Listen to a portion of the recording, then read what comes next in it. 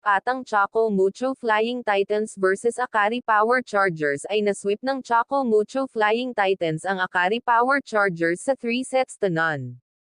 Sa score na set 1 25-17, set 2 25-22 at set 3 25-21.